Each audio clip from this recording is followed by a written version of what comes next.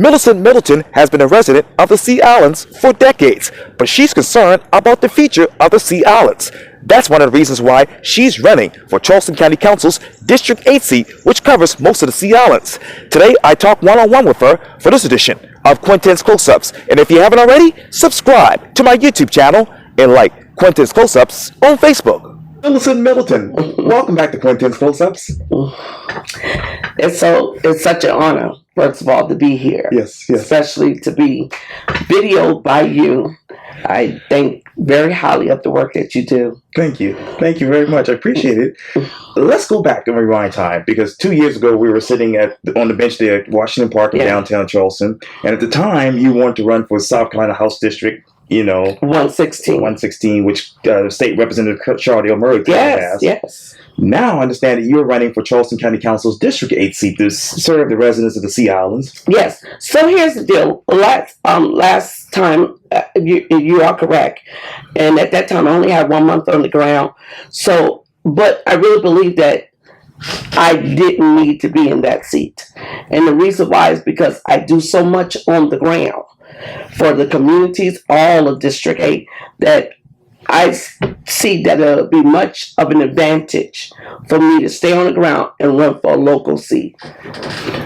What other advantages are there for you in this particular seat? The advantage of me is that every region of this district, I have a heritage, and I'm attached to family and loved ones in each one of these districts. I've labored in each one of these districts. My mother, Hermina B. Treyot, labored in this entire district. So I'm not just someone that just came up and solved the problems. I grew up in the problems. And out of all the years of those who fought before us, Esau Jenkins, September Clark, which were my mother's mentor, A. Jenkins, who was my mentor, Esau's grandson. Out of all the work they had put in, one thing I saw why they weren't effective. They didn't have a seat at the table. And I really believe activists like myself who care and labor for the community, having a seat at the table on one of those political seats is the best way for us to get the job done. Because our voice and vote don't matter if our representative don't even come to the constituents and answer to the concerns of the constituents. Who has the seat for the folks at District 8 at the table? Right now it's Anna Johnson, and she's been there for 12 years, which is 3 terms. And to me, for someone to keep coming back fighting for the community, you would think by now there would be some kind of headway of what you're doing for the community. At least people in the community should know that representative name. And I go to all of the district communities and I talk to them about, do you know who your representative is? Almost 99% of people say, no, they don't. And that's sad, because we should know, everybody in the district should know who's representing them, why they're voting that person in the seat, and if that person is taking care of your needs. What headways have Ms. Anna Johnson made over the past 12 years? Personally, I don't see much. I know that she's helped a few persons of interest that may belong to some big churches in the district, where maybe she reach out to the pastors and the pastors reach out to their congregation to get things done. But here's the deal. Not everybody goes to church. Not everybody is in a relationship with those who go to church. So what happens to all of the other constituents who is not being reached? So if those who go to church are the only one that's benefiting, really that's a handful of people in this large rural district. What have the constituents told you that are missing right now from District 8? Right now, we are still fighting for better public transportation. There's a lot of people who don't drive. Even in Charleston downtown, you see a lot of people renting these bicycles to get around. A lot of people getting go-karts to get around. A lot of people catch buses to get around. So, same in the city, same in the country. If we had proper highway infrastructure, which is a big fight, and they are bringing a meeting to Johns Island, I believe, at the end of this month or the end of the upcoming month. They're going to be talking about the expansion of Main Road to Bohaken Road, coming from Bees Ferry to the end. Right. My problem is, we had that meeting 5 years ago at St. John's High School. And they're supposed to start in like 4 to 5 years from that meeting. Here we are 5 years later. And now it's pushed up for another 3 to 4 years. And while they're taking their time with that, we don't have proper sidewalks for people to walk on. Lives are being destroyed. Family lives are being destroyed by their loved ones who are being run down like roadkill. One, because we don't have proper sidewalks in some of our district, most of our district in the rural area, we don't even have street lights. How many people have been killed on Main Road? It's an average about 60 person a day, not just Main Road, but in our district. An average about 60 people a day are either injured or hit or even killed on our highways. And how many highways are you talking in the district? We're talking the black communities of James Island is what starts this District 8, separated from District 9. And coming from James Island to Johns Island, from Johns Island to Wamala, from Wamala and Johns Island to Ponderosa, Red Top, Davidson, and all of Johns Island heading out to Eddie's Store. Those districts are a large rural area that we're lacking proper highway infrastructure. Now get this, there's new communities that's being built in those districts. They got proper sidewalks. they are built with broadband. They are built with the proper internet system so that they can get proper service. Going into the rural areas of Wamala, even some part of Johns Island, and most of Youngs Island, they are hurting for broadband.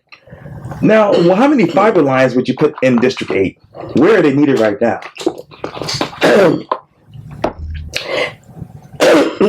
It's needed all over. Okay. It's needed all over. Especially in the areas that I just spoke of. Once you cross that bridge going over to Wamala, if I'm on the phone, I'd be like, okay, guys, I'm getting ready to hit the dead zone. And I would be driving for miles. And I live 15 miles inland. I would be driving for miles and can't get no proper service. Yes, some people phones can get good service, but even the best phone, if you go in certain parts, it will not work. My family lives out in Youngs Island. Once we cross over that railroad track, you can forget it. Same thing, especially as you drive across the Reverend McKinley Bridge. And once you get to that point, I pray to God that, one, you don't break down, and it's dark when you do. How much money would you bring in and ask the state to bring in for highway infrastructure for District 8? I would start with the amount of money that was already raised for that purpose. We were paying a half-cent tax for, first of all, for transportation, and it was applied to highway infrastructure. It was not even applied to our highways where we need it. It was applied to where the new developments are being brought up. And to me, for them to take money from one kitty to another kitty, it's wrong, because that's misleading people. And if we're voting on something, then we trust that you're going to go back to the table and use those funds for what we said they were going towards. I know right now that it's going to take some billions of dollars at least $1.3 billion to complete all of the highway infrastructure of the rural areas. Now, let me get to something that's very developing right now, and that's 526. Obviously, the cost of 526, as far as the extension over Johns Island, is expected to be now $2.5 billion. Yes. And that started from a $7.2 million. And I know Secretary Hall says the previous estimate for the extension is outdated and a lot of things contribute to the new price tag for the project. What are the current market conditions for construction? I haven't really researched that in detail because, as you can tell, my hand is in so many other parts. Okay. And I leave all the figures to my campaign manager and those that I go to for resource. And we probably will have the answer to each and every detailed amount of money because at the end of the day, I can't hold all the data. I can't fight all the battles. And a great leader is not great because they do it all. A great leader is great because I know how to appoint certain tasks to certain people to get the job done and get it done correctly. What are the real estate costs for the alignment for this project? Which project? 526. Okay, you said a real estate cost? Yes, ma'am. You confused me. Yeah, the real estate cost was for the alignment of this project. Okay, got you. Most of these real estates, whatever it's cost, has not only doubled but tripled. So say if you have a house or homes that's worth 100,000, now they are increased to almost 300,000 because they are paying what is needed for the expansion. But even when I went to the 526 office on Rivers and Remont Road, they're telling me that they are not even in no ways about to come into the Sea Islands right now. So we don't even know who to believe because we're being told by one entity that is going to come and it's happening. But when? That's the question. They got other projects of 526, the expansion near Remont and Rivers, not too far from that area. I believe that's the Rosedale community. And I just think it's unfair that all the work, all the time, all the money that we've been putting towards making this happen, it's still not happening. So the costs could change in another 5 years. The costs could change in another 10 years.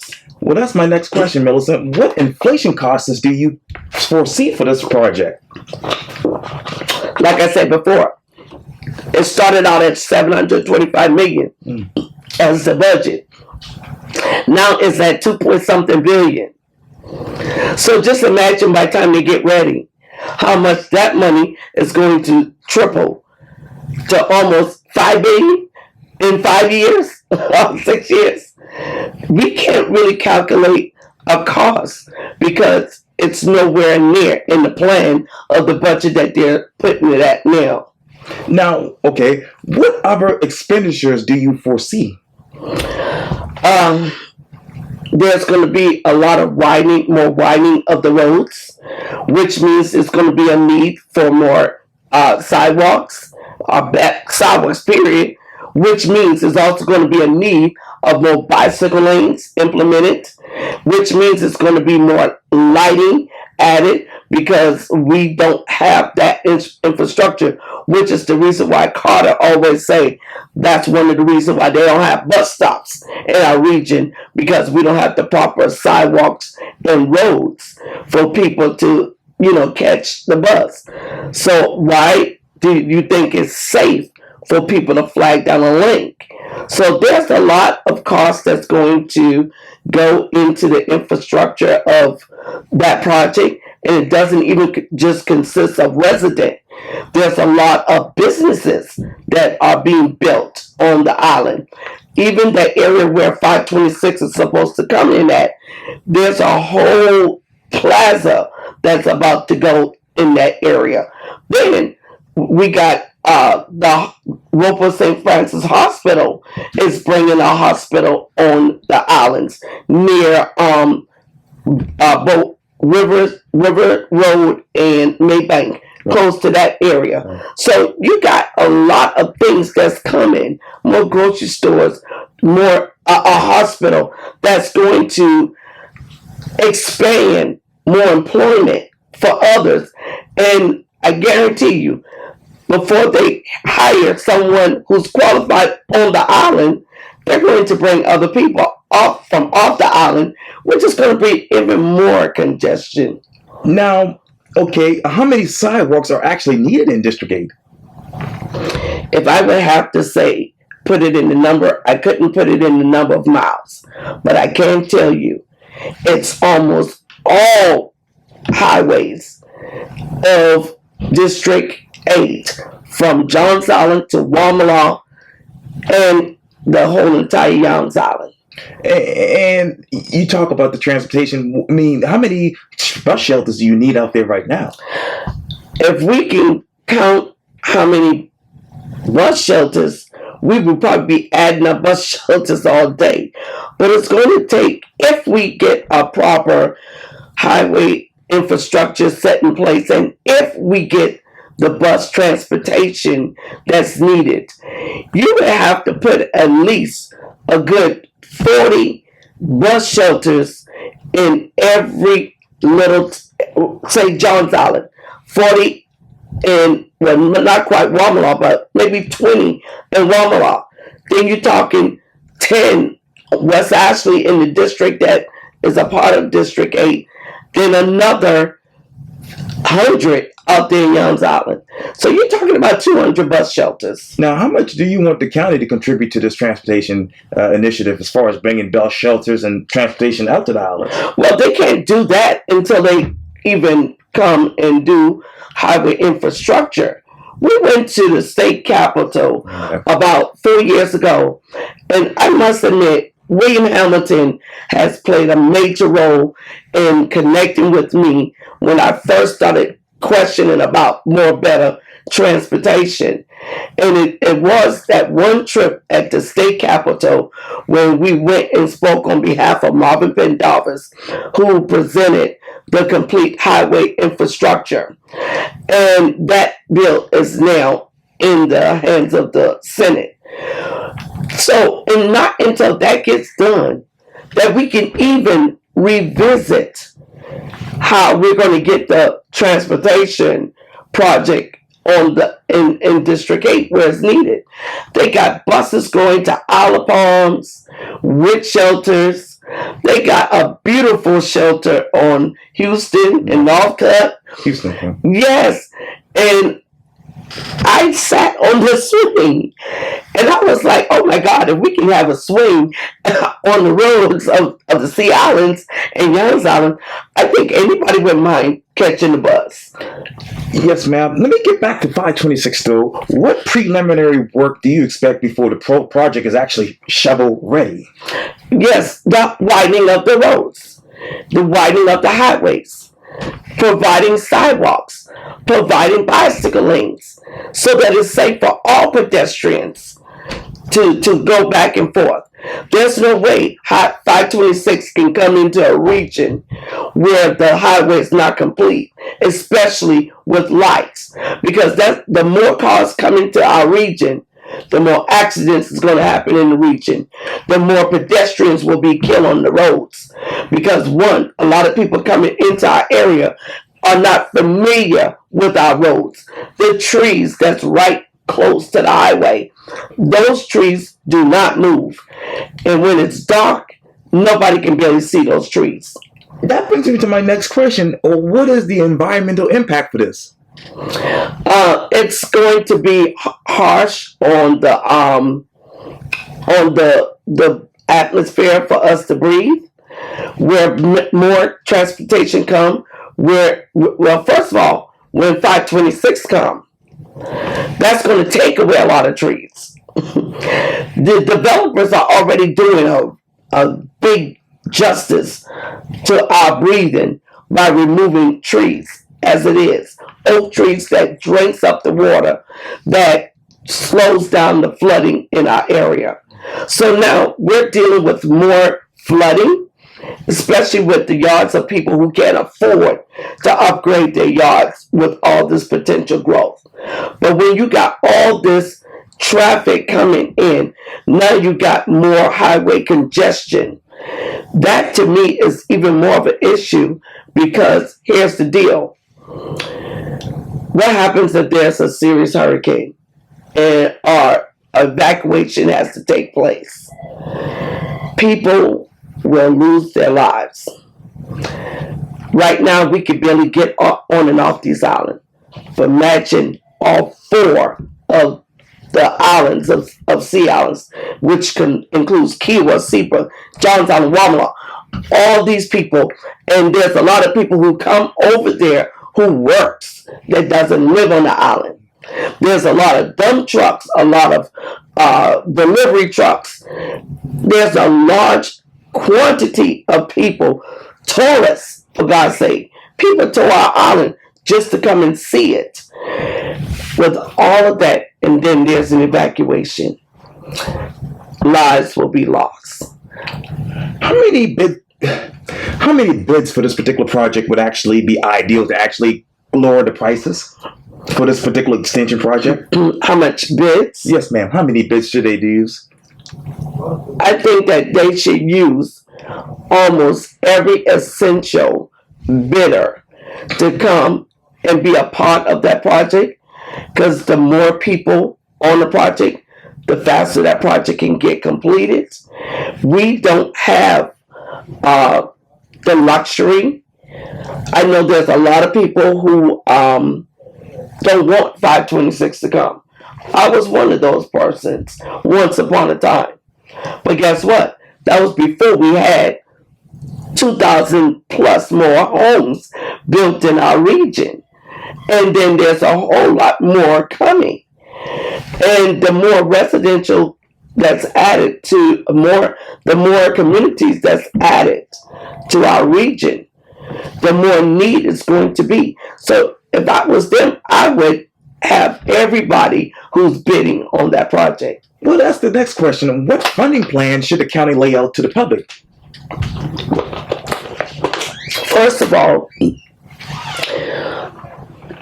President Biden has already released the approval of funding that should be applied to the highway infrastructure.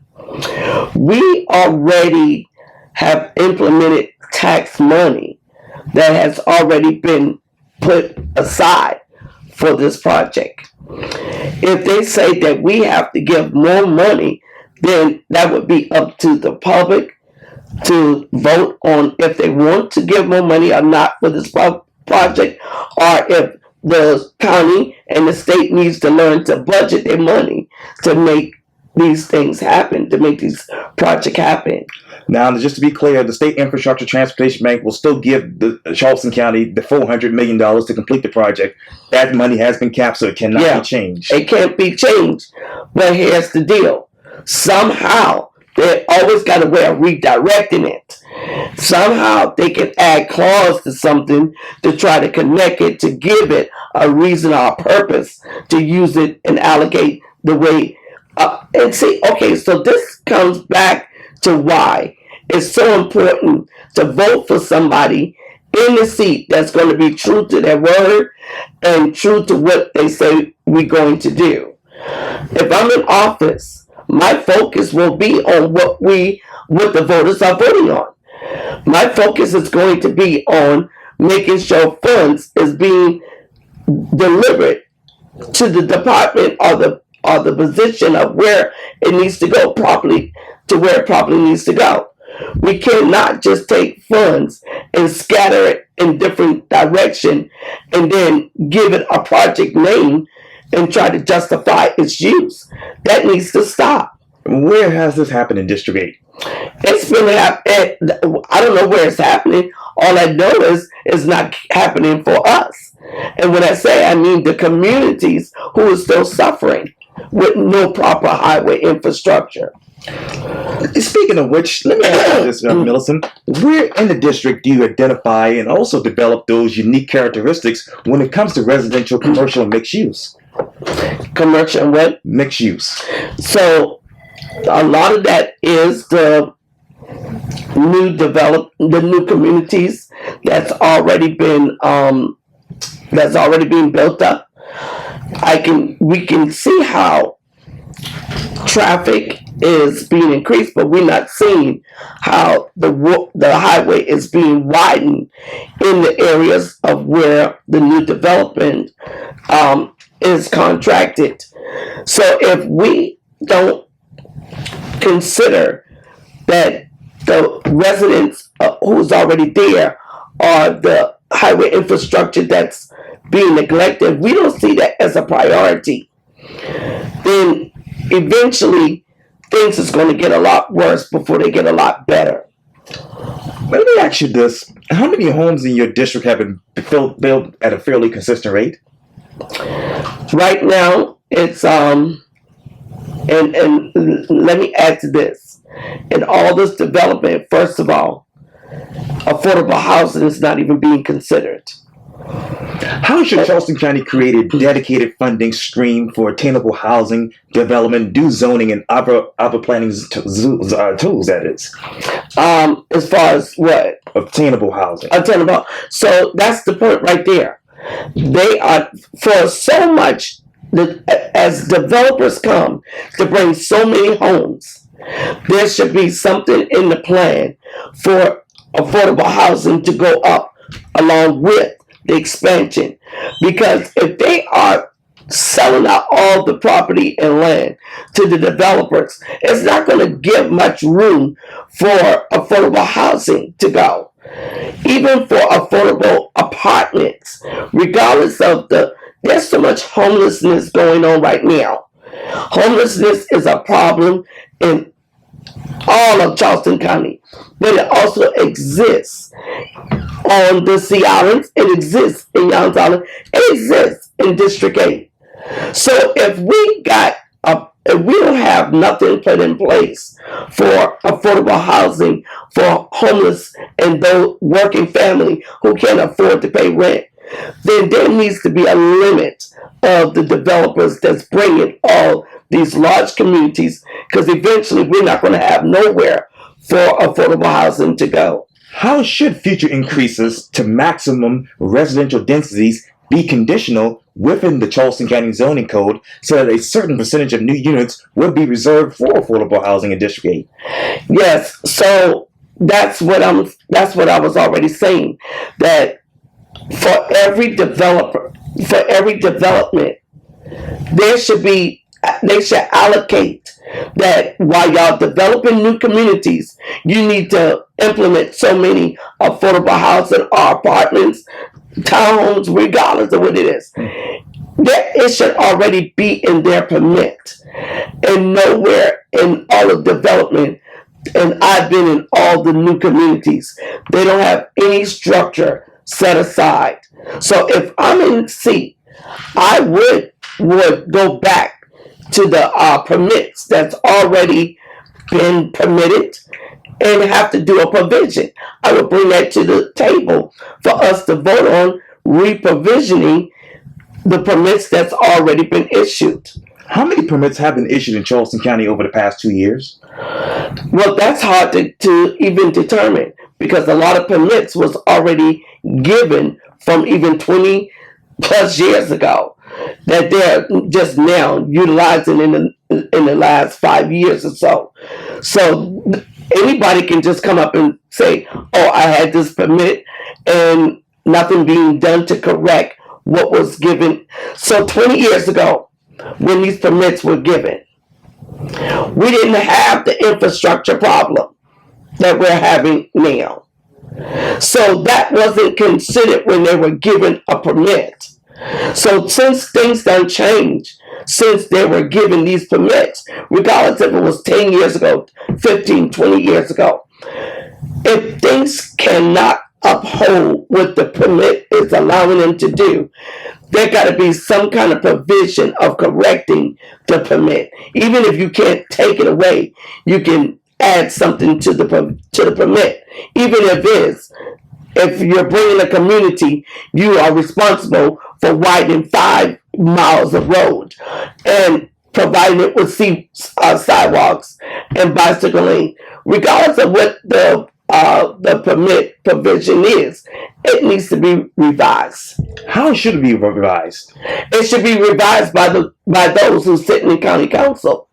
It should be revised by those who just don't. It should be revised for those who even is coming in the future. They shouldn't just overlook the permit and just say, do what you want. There got to be some kind of control, because right now they just doing what they want. So in essence, you basically want the developers to bring in incentives for the district. Yes, okay. They should, because they're benefiting from coming in our district, and not to mention it will help them too. Okay. I mean, because regardless if you've been there or you're just coming there, the been there's and the come there's all is going to suffer if there's an emergency and people have to evacuate. All people going to suffer if they decide they want to take a bicycle ride or a stroll down the highway. It's unsafe for anybody to walk. But here's the deal. There's families who have to walk on these roads. There's individuals that have to get to the laundromat. They have to get to the grocery store. Some children have to walk to school. It's too unsafe. And 60 people a day dying on our roads and all of our district, that should not be happening. What is your connectivity plan? First of all, highway infrastructure would be my number one concern. Because the reason why I say that, we can't implement safe bicycle routes, safe walking for the pedestrian if the highway infrastructure is not in place. And that would include bicycle routes, walking lanes, sidewalks for walkers, more better lights, or more lights, period. We would have to do a complete highway infrastructure in all of District 8, not just James Island, but check this out. Even on James Island, all of these new highways that are being built up, roundabouts, go into the black communities. They don't have that in the midst of James Island. What African American communities in District 8 need to be enhanced, uplifted, and protected? I'm glad you asked that. Certainly, for one, Seaside Lane, Green Hill Road, Honeycutt, Lemon Tree, that whole community that's around Fort Johnson and Camp Road. That community is suffering. It's in the middle of all of the beautiful communities that circles around it. Then you go into Grimble Road, Solid Green. Come on, people pass those communities going to the beach every day, but yet there's no reconstruction happening for the communities. Then you go into the community of Riverland Terrace and Camp Road. How are we not seeing the infrastructure of the highways around those communities, but yet those communities are suffering with the right infrastructure that's circling around them? How do you do that? Well, let me ask you this. When you go, have you been to these areas yet to talk to these people? Yes, of course. I used to live on Seaside Lane. As a young girl coming out of the Ponderosa, as my mother and father died when I was 79, and I was raised by my sister, Gloria Dean Williams, who brought me into the Ponderosa area where I grew up, and we moved from Adams Run. I was struggling with some teenage battles of being disobedient. We all go through that stage. So a family took me in, the Rivers family on Seaside Lane, which I grew up with actually with all her children. And one of the females was a very close friend of mine who we played competition in basketball. But they took me in and loved on me. There's no way I can forget about people who took me in and helped my life to go in the right direction. Yeah. That's why I'm committed even to that community, because that community was committed to me. And you know, I appreciate that story, but let me get back to obviously the infrastructure projects. In November of 2016, Charleston County approved a second half-cent sales tax and another round of transportation sales tax projects, along with the millions for green space and mass transit, as you mentioned earlier, what will result in an additional $2.1 billion for these projects at the end of 25 years. What transportation projects have been accomplished in District 8? No transportation project has been accomplished. The only thing we have in District 8, well, let me change that. Even though you have proper highway set up on Foley Road for public transportation in District 8, I mean, that's outside of District 8. The District 8 portion of James Island has no public transportation to accommodate them, connecting them to the one that is going to and from the city. How do you not help the Black community who needs the bus to get to the buses? Then you come over into the Sea Islands. Yes, the bus goes to Kiowa. They have their own personal bus transportation. But here's the deal. The link goes to Kiowa and Seabrook. People got proper sidewalks on Kiowa and Seabrook to catch the link. But you come on Johns Island, Wamala, first of all, they don't even go to Wamala. And second, when they circle around on Johns Island, there's no proper highways for them to stand to catch it, except for by the grocery stores. You go into Johns Island, the link goes out there. Same problem. And not to mention, it takes every 3 to 4 hours for the link to come right back. So if you miss the link, say if you stand outside for 3 to 4 hours waiting for the link to come, and you got to use the restroom, you go and use the restroom, you come back out, here's this van passing you by. Let me ask you this another way. What is the status of the main road corridor improvement? So we had a meeting with the Johns Island United group, and they had someone there to represent the team. And from what she reported to us, and keep in mind, they're going to be meeting again at the, I think it's St. Paul's Church or St. John's Church on Johns Island. It's right there on Maybank Road near Main and Maybank. And she was saying that they're going to start the project of widening Section A, and then next they're going to Section C. So we're sitting there listening, and we're like, okay, what about Section B, which is the area by the high school that children have to walk to school because buses don't stop to pick up students so much distance close to the school.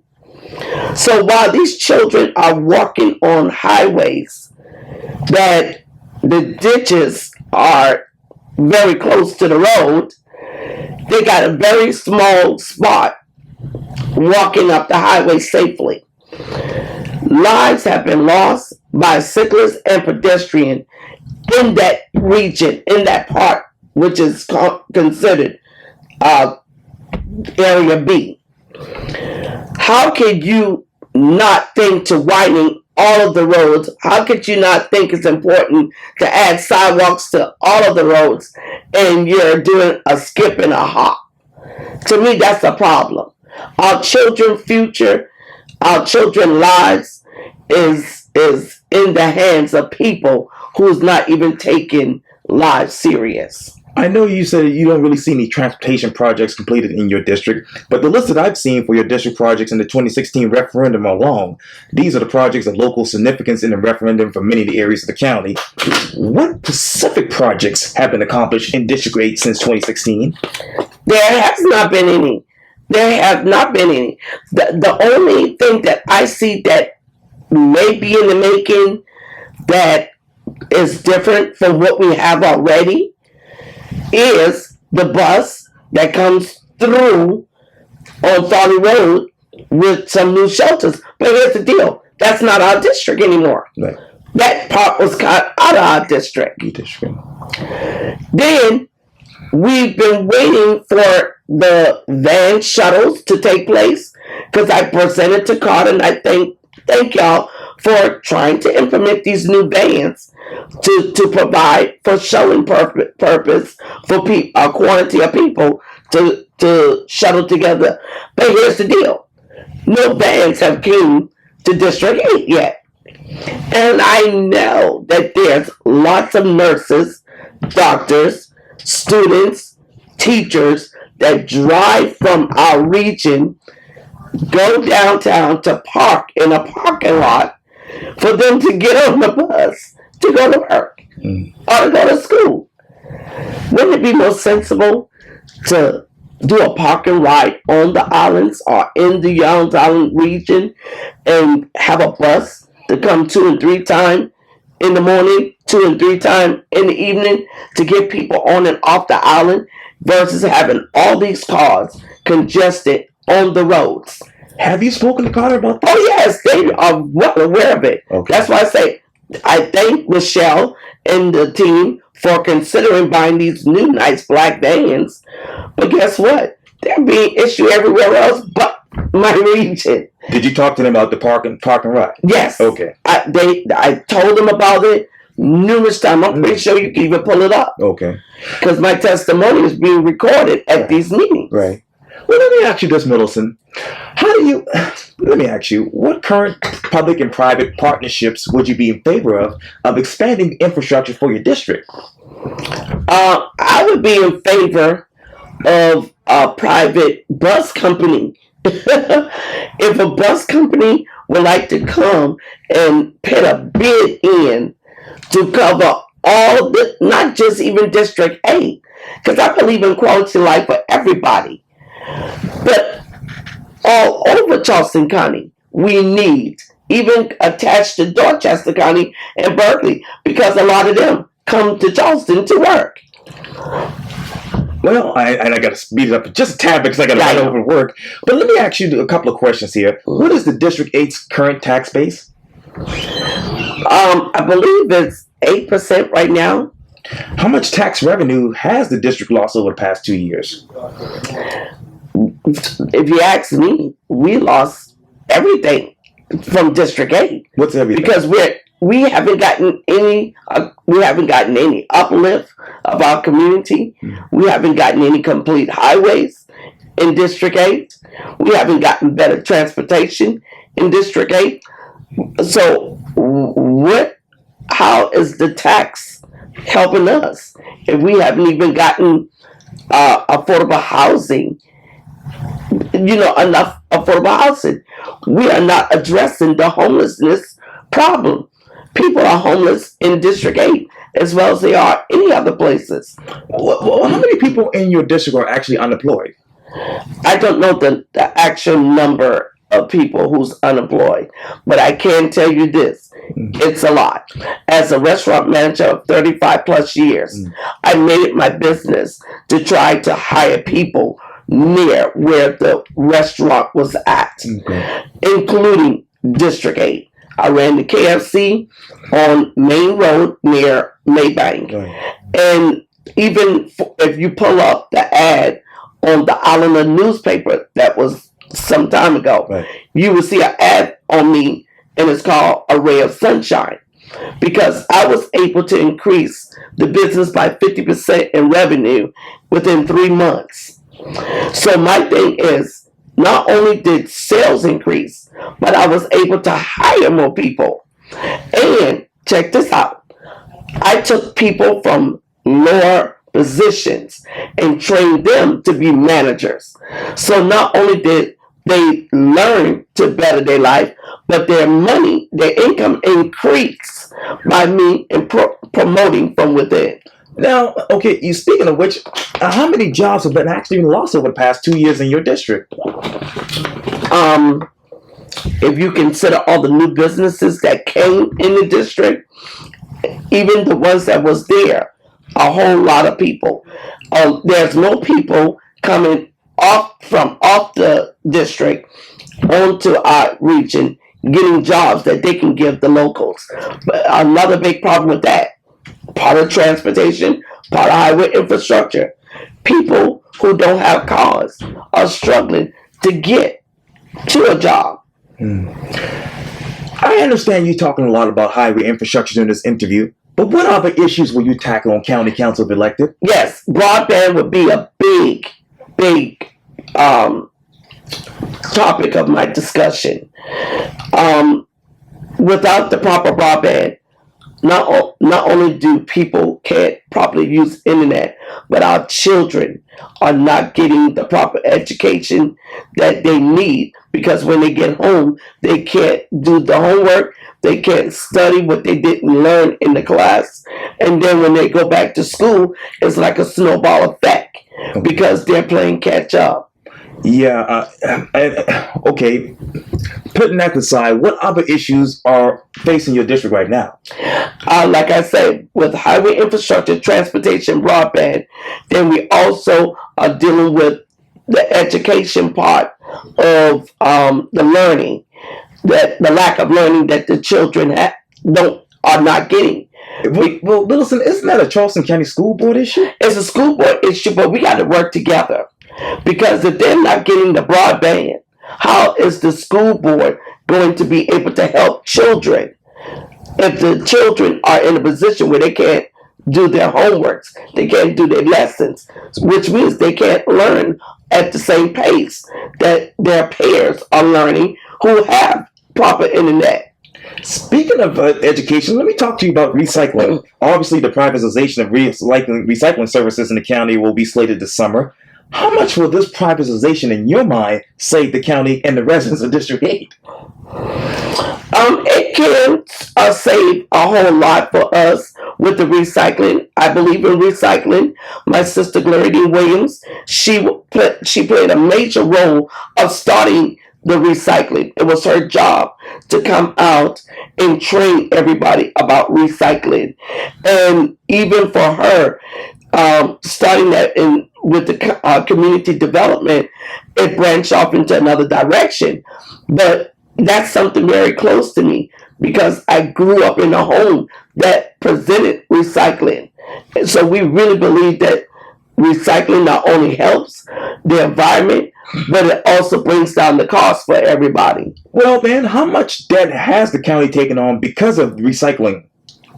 You said how much debt? Yes, ma'am. That's interesting. That's something I got to look into. Okay. What is the county's current operating budget? I believe that their operating budget is $12 million a year. I'm not quite sure, but I want to say that's their operating budget. Okay, and I know the camera battery's running out just a little bit, but let me ask you this. How many, what exactly in District 8 where exactly in District 8, Millicent, do you want to track and create and retain jobs, since you were a creator that many years ago? That will be my I spoke to someone about that today. Just that alone, that if I get into this seat, and I really believe I am going to get in that seat this term, my first major role as an employer is to find employees who are fit for those positions, and not just have a buddy system. Oh, because I know you, I'm going to tell you about this job. No, I really believe that if we give people jobs that they are trained to do, jobs will be retained more. A lot of our recycle of jobs and a lot of turnover is because people are being put in positions that they aren't even qualified for. Now, how many minority business do you want to bring to District 8? So that's right there is something very dear to me because our community should be self-reliant. I speak that to the people of Wamala as well as the people of the Yams Island. We have the ability to be entrepreneurs. We have the ability to raise up businesses in our own area. Why must everybody go to Wally World when you can build the same structure to provide the same service and needs that Wally World is providing for us? When I say Wally World, I'm talking about Walmart. Gotcha. What poor projects in District 8 do you want to get rid of? That's interesting because I really believe that the developers are really taking over. And I really believe that it's going to bring more problems than giving people a good life to live. And the reason why that is because with more traffic comes more congestion. With more congestion comes more air pollution.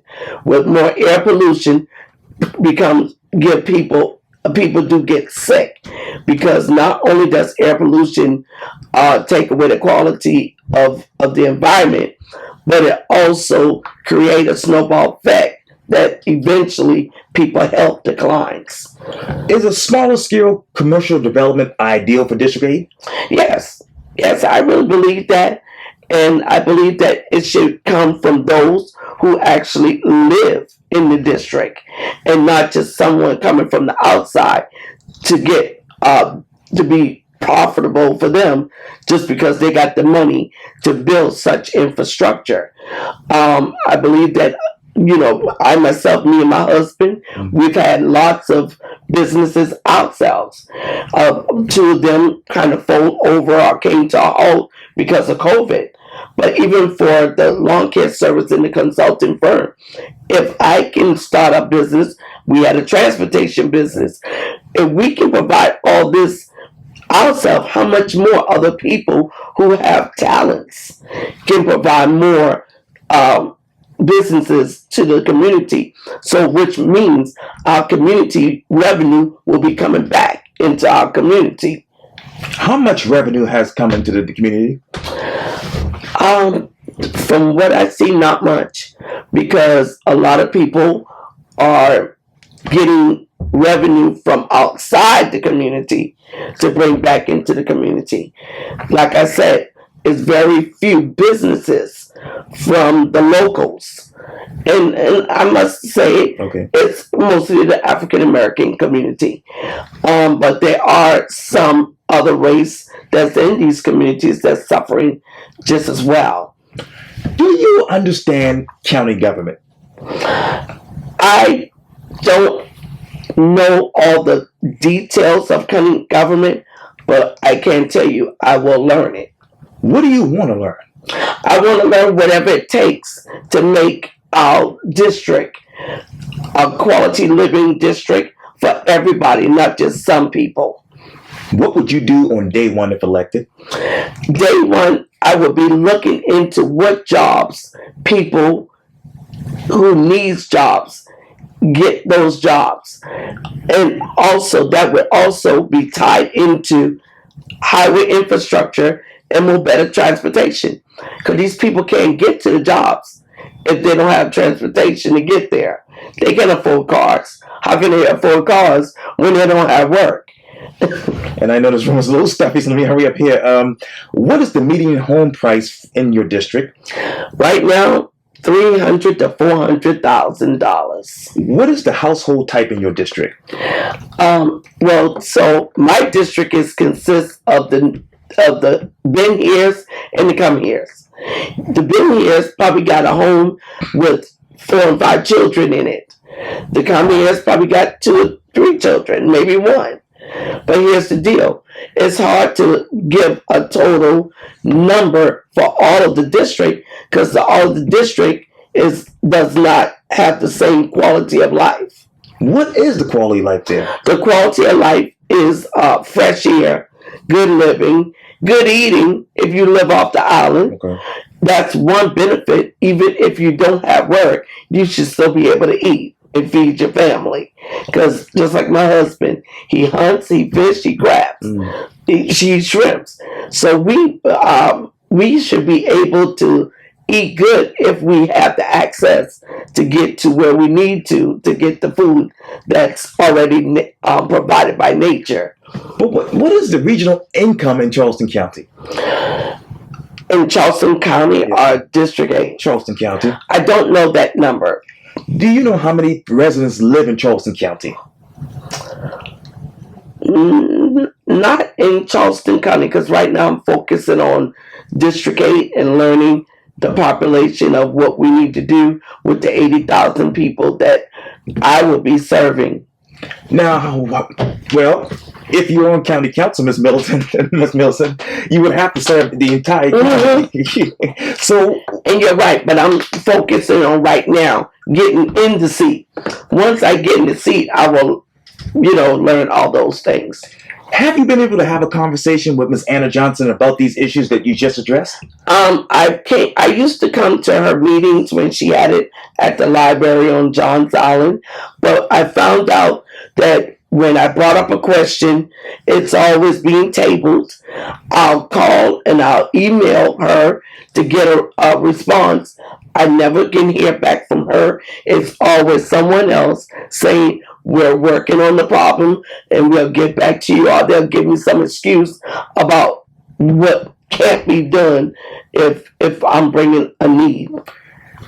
If people have a need, how would they contact you? How would they get to you? Yes, so my telephone number is plastered on every document, everything that I work on.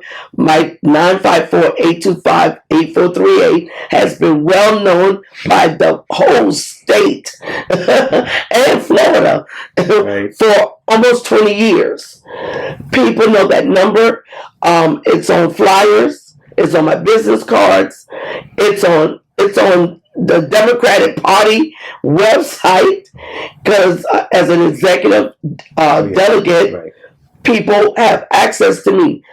If you call me, if you text me, I do respond. Everybody know my website. Right. They can recite it, middletonforyou.org. So people know they can get in touch with me. Millicent Middleton, thank you so much for your time. And again, welcome back to Quintin's Close-Ups. Thank you, Quintin. I love you dearly. You've always been an inspiration to me, even from when you was at Burke School with my daughters. Yes.